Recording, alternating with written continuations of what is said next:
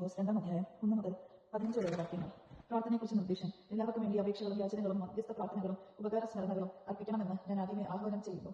എല്ലാ ഭക്തിയിലും വിശുദ്ധിയിലും ശാന്തവും സമാധാനപൂർണ്ണമായ ജീവിതം നയിക്കാൻ നമുക്ക് ഇടയാകാത്ത വിധം രാജാക്കന്മാർക്കും ഉന്നത സ്ഥാനീയർക്കും വേണ്ടിയും ഇപ്രകാരം തന്നെ ചെയ്യേണ്ടതാണ്.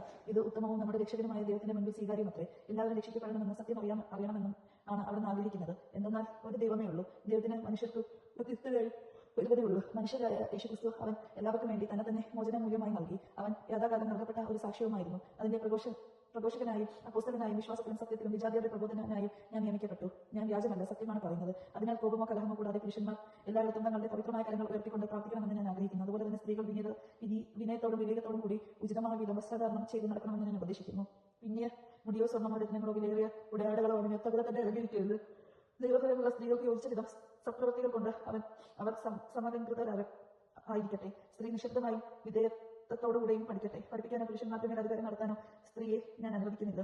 അവൾ മൗനം പാലിക്കേണ്ടതാണ്. എന്തെന്നാൽ ആദ്യം സൃഷ്ടിക്കപ്പെട്ടത് ആദമാണ്, പിന്നീട് ഹവ്വയും. ആദം വഞ്ചിക്കപ്പെട്ടിട്ടില്ല, എന്നാൽ സ്ത്രീ വഞ്ചിക്കപ്പെടുകയും നിയമം ലംഘിക്കുകയും ചെയ്തു. എങ്കിലും സ്ത്രീ വിനയത്തോടെ വിശ്വാസത്തിലും സ്നേഹത്തിലും വിശുദ്ധിയിലും ഉറച്ചു നിൽക്കുന്നില്ലെങ്കിൽ മാതൃത്വത്തിലൂടെ അവൾ രക്ഷപ്പെടും. ദൈവജനം നാം കേട്ടത് നമുക്ക് ദൈവത്തെ സ്തുതിക്കാം. ക്രിസ്ത്യാനിക്ക് സ്തുതി.